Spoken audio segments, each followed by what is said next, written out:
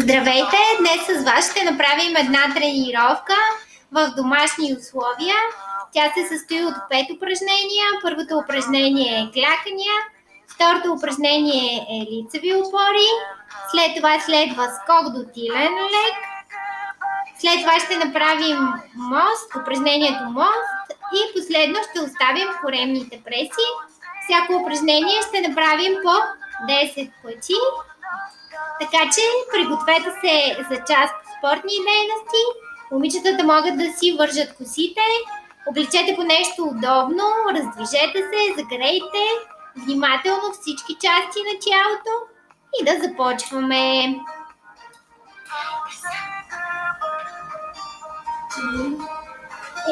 Първото упражнение, което ще направим, се нарича клякане. Разтваряме стъпалата на ширината на раменцата, изправяме гърба и клякаме хубаво надолу, догоре.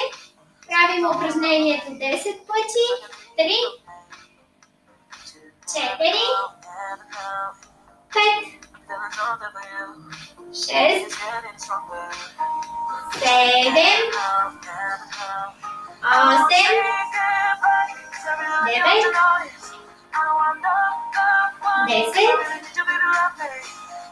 Друго много важно нещо за кляканията е, когато клякате, да избутвате хубаво седалището назад, така че коленцето да идва точно над петичката, защото иначе натоварвате връзки, които не е добре да натоварвате. Следващото упражнение, което ще направим, се нарича лицева опора, като първо ще направя по-лекия вариант и след това ще ви покажа и по-сложния. Правим отново 10 повторения. Това, което ви е приятно и удобно.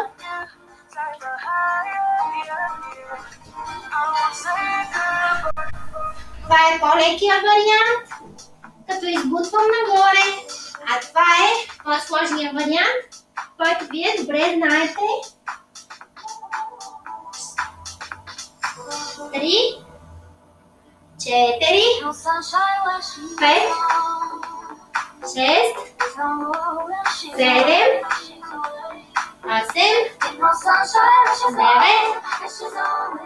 10. Изберете този вариант, който ви е по-удобен и по-приятен. Сега продължаваме с трето упражнение, което е скок до тилен лек.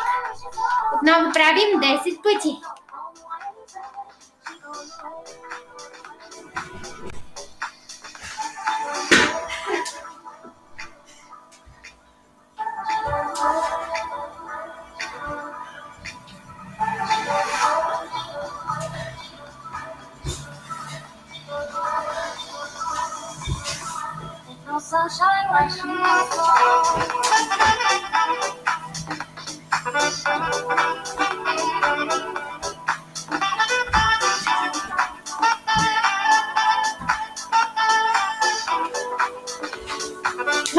Това бяха 10 скачания до тилен лек и продължаваме с упражнението мост.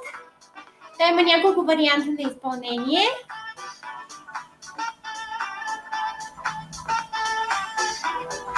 Единият вариант е от това положение да избутате тази нагоре, а малко по-лекия е да го правите по този начин. Правим отново 10 повторения.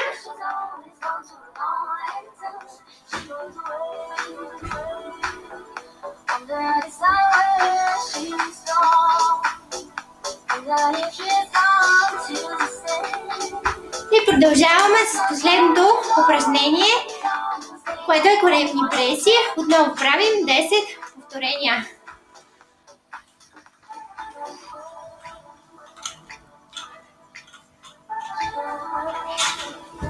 Ще за коремните.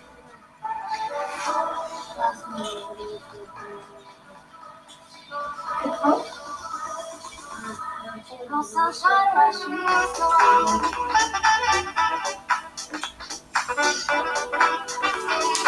Добре, това беше тренировката за днес. Пожелавам ви да бъдете здрави и да се пазите.